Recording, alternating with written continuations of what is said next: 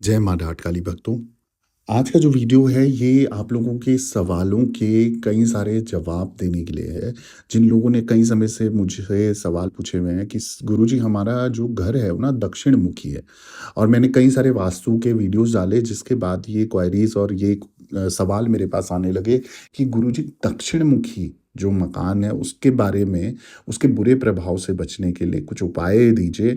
क्योंकि अब तो मकान ऐसा होता है कि इंसान अपनी जमा पूंजी अपना सब कुछ उस पे लगा देता है। और उस सब डिसीजन के बाद कई लोग ऐसे हैं हमारे देश में जो लोगों को ज्ञान नहीं होता इस चीज़ का कि कौन सा मुख या कौन सी दिशा का घर आपको लेना चाहिए और किस दिशा से बचना चाहिए, किस दिशा का घर नहीं लेना चाहिए और क्या नुकसान होते हैं, क्या फ़ायदे होते हैं। तो वो सब चीज़ें वास्तुशास्त्र के अंदर आती है। अगर वास्तुशास्त्र को देखें तो दक्षिण मुखी घर का सबसे पहले तो बहुत बुरा प्रभाव बताया गया है, नेगेटिव एनर्जीज बताई गई हैं। साथ ही साथ क्या होता है दक्षिण मुखी जो घर है उसका सॉल्यूशन भी नहीं होता वास्तुशास्त्र में। पर फिर भी आपकी जो कुछ सवाल थे, जो आपका चिंतन था, उन सब चिंतनों का हल करने के लिए ये वीडियो मैंने बनाया है। आप लोगों से निवेदन है, एक बार सुन लीजिए, समझ लीजिए और अगर पॉसिबल है तो ये थोड़े-थोड़े, छोटे-छोटे उपाय आप कर लीजिए। हो सकता है किसी इंसान का कुछ बहुत सारा नुकसान होने से, बहुत कुछ बुरा होने से बचाया जा सके। है ना? तो दक्षिण मुखी मकान के बुरे प्रभाव से बचने के लिए कुछ उपाय बताने जा रहा हूँ। उससे पहले मैं आपको बता दूँ कि वास्तुशास्त्र में दक्षिण दिशा यानी कि जिसे आप साउथ डायरेक्शन बोलते हो, दक्षिण दिशा के मकान को कुछ परिस्थिति को छोड़कर अशुभ और नकारात्मक प्रभाव वाला माना जाता है। इसके अलावा दक्षिण मुखी मकान के दोष को कुछ उपाय करके भी दूर किया जा सकता है। वो परिस्थितियाँ कौन-सी हैं? क्या है दोष दूर करने के उपाय? मैं इस वीडियो के माध्यम से बता रहा हूँ। आपसे निवेदन है, बहुत काम का वीडियो है, बहुत कम वीडियो ऐसे बताए गए हैं या आते हैं, जहाँ आपको दक्षिण मुखी घर के लिए कुछ उपाय दिए गए हैं। आप किसी भी वास्तु एक्सपर्ट पे जाओगे, वो सीधा बोलेगा कि भैया इनका कोई उपाय ही नहीं होता है, आपको एंड ऑफ द डे यानी कि आखिर में जाकर घर बदलना ही पड़ेगा, घर बेचना ही पड़ेगा, घर छोड़ना ही पड़ेगा। क्या होता है दक्षिण मुखी मकान होने से वो मैं आपको थोड़ा-सा एक संक्षेप में बता देता हूँ कि पूर्व में सूर्य और आग्नेय में शुक्र और दक्षिण में मंगल, तट में केतु, पश्चिम में शनि और वायव्य में चंद्र, उत्तर में बुध, ईशान में बृहस्पति का प्रभाव रहता है।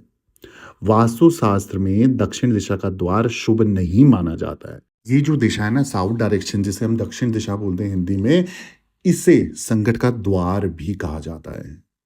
यदि आपका कोई घर दक्षिण मुखी है और आप उस घर में रहते हैं, तो वो दूषित होता है। दूषित कैसे? जो गृह स्वामी है ना वहाँ की, वो कष्ट में रहते हैं। जो भाई हैं आपस में उनमें कटुता आ जाती है, क्रोध आ जाता है और साथ ही साथ जो गुस्से जो स्वभाव है आपका उसमें इतना परिवर्तन होता है। अगर आप जो कहते हैं नरम दिल के हैं या जो सहन शक्ति वाले हैं वो उन पे वो पेशेंस ही खत्म हो जाता है। उनका क्रोध का लेवल अलग ही लेवल हो जाता है। उनका बीपी बढ़ने लग जाता है, बहुत ज़्यादा गुस्सैल स्वभाव के हो जाते हैं। यहाँ तक कि दुर्घटनाएँ भी घटने लग जाती हैं उनके घरों में, उन लोगों के साथ। रक्तचाप जैसे मैंने बताया कि बीपी हाई हो जाता है तो बीपी का प्रॉब्लम, रक्त विकार का प्रॉब्लम, कुष्ठ रोग का प्रॉब्लम, फोड़े फुंसी का प्रॉब्लम, बवासीर का प्रॉब्लम, चेचक का प्रॉब्लम, प्लेग ऐसे खतरनाक रोग की आशंका रहने लग जाती है उस घर में जो दक्षिण दिशामुखी घर में रहते हैं। इस दिशा में रहने से आकस्मिक मौत के योग भी बनते हैं। अब जैसे मैंने कई सारे एग्जाम्पल दिए कि ये परेशानियाँ आपके सामने आ सकती है, तो दक्षिण दिशा में भी कुछ तरीके की दोष होते हैं। दक्षिणमुखी जो मकान होगा ना, उसमें भी कुछ तरीके के दोष होंगे, तब जाके ये अलग-अलग चीज़ें आपके साथ घटित हो सकती हैं। जैसे अगर दक्षिणमुखी जो मैंने दोष ये बताए हैं आपको, किसी को बीपी का प्रॉब्लम हो जाएगा उस घर में, हेड को, ठीक है? किसी को फोड़े-फुंसी का प्रॉब्लम रहेगा, किसी को बवासीर का प्रॉब्लम रहेगा, किसी को चेचक का प्रॉब्लम रहेगा, किसी को किडनी रोग का प्रॉब्लम होगा, यानी कि जो गुर्दे रोग का प्रॉब्लम भी हो सकता है। साथ ही साथ हर 10 साल में कोई ना कोई ऐसी बड़ी घटना आपके घर में घट सकती है, किसी की मौत भी हो सकती है। तो ये अलग-अलग कारण हो सकते हैं उस दिशा के, उस दोष के कारण, ठीक है? तो दक्षिणमुखी घर होना तो एक आपस में ही एक सोचने वाला वास्तुशास्त्र में एक सोचने वाला जो टॉपिक बोल सकते हैं कि वो है, परंतु इसमें भी अलग-अलग प्रकार से दोष पनपते हैं और उसके कारण कहीं न कहीं वो हेड ऑफ़ द फैमिली में या हस्बैंड वाइफ में कहीं न कहीं वो प्रॉब्लम लाते हैं, बीमारियाँ लाते हैं, परेशानियाँ लाते हैं, कर्ज़ा लाते हैं। कर्ज़े से कई लोग उसमें परेशान होके अपने को कुछ न कुछ नुकसान कर देते हैं। अब कैसे दक्षिणमुखी मकान में नहीं होता है दक्षिण दोष, ये मैं आपको बता देता हूँ।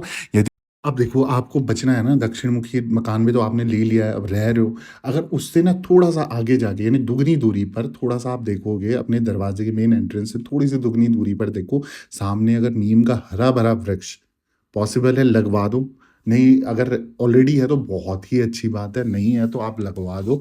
वो हरा-भरा हो जाए, आपके लिए बहुत पॉज़िटिविटी आएगी, सब नेगेटिविटी खत्म हो जाएगी। और साथ ही साथ उसी की दुगनी दूरी पर अगर मकान से दुगना बड़ा कोई दूसरा मकान है तो दक्षिण दिशा का असर कुछ हद तक समाप्त भी हो जाता है। तो कितनी अच्छी चीज़ है अगर आपकी जितना मकान है उसका दुगना बड़ा मकान किसी ने बना दिया, तो वो दोष आपको कष्ट आपको नहीं लगेगा उतना।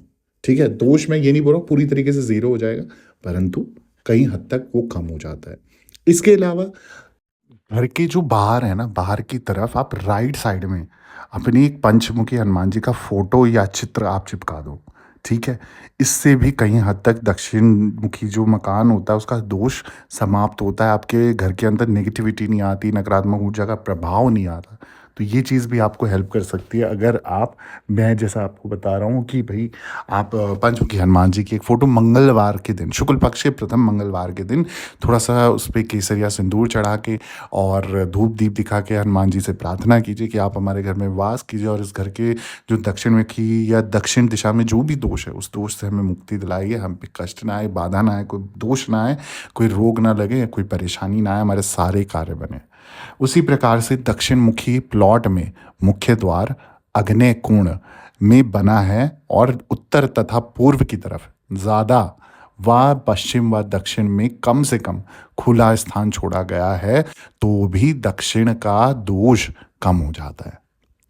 बगीचे में छोटे पौधे पूर्व ईशान में लगाने से भी दक्षिण का दोष कम हो जाता है। यानी कि बगीचा थोड़ा-सा कच्ची मिट्टी आपने छोड़नी है वहाँ पर ये पूर्व ईशान में जो है आपने देखना है, वहाँ पर अगर छोटे-छोटे पौधे आप लगा दो तो वो भी पॉज़िटिव साइन आपके लिए क्रिएट करते हैं। वहीं बात करूँ आग्नेय कोण का मुख्य द्वार यदि लाल या मैरून रंग का हो, तो श्रेष्ठ फलदायी होता है आपके लिए। इसके अलावा हरा या भूरा रंग भी चुना जा सकता है।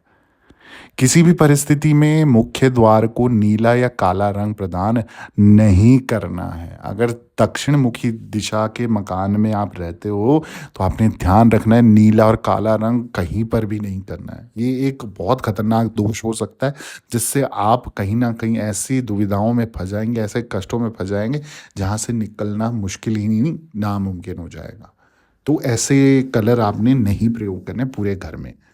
दक्षिणमुखी भूखंड का द्वार दक्षिण या दक्षिण पूरब में कतई ही नहीं बनाना है आपने। पश्चिम या अन्य किसी दिशा में मुख्य द्वार लाभकारी हो सकता है, परंतु दक्षिण या दक्षिण पूरब में बिल्कुल नहीं बनाना है आपने। यदि आपका दरवाज़ा दक्षिण यानी कि साउथ की तरफ है, तो द्वार के ठीक सामने आपने क्या करना है, आदमकद दर्पण इस प्रकार लगाएँ, जिससे घर में प्रवेश करने वाले व्यक्ति का पूरा जो प्रतिबिंब बोलते हैं ना जिसे, यानी कि पूरी जो बॉडी है, यानी कि पूरा जो शरीर है, वो उस दर्पण में दिखना चाहिए। तो इस तरीके से यानी कि जैसे ड्रेसिंग टेबल का लंबा-सा शीशा होता है ना, इसी तरीके से अपने मेन एंट्रेंस पे आप ऐसा शीशा लगा दीजिए। अगर दक्षिण दिशा में यानी कि साउथ फेसिंग आपका मकान है और साउथ फेसिंग में आपने एक लंबा-सा दर्पण लगाना है, उसमें ये ध्यान रखना है कि पूरा शरीर इंसान का दिखना चाहिए जब वो एंट्री कर रहा है या गेट पे खड़ा हो रहा है।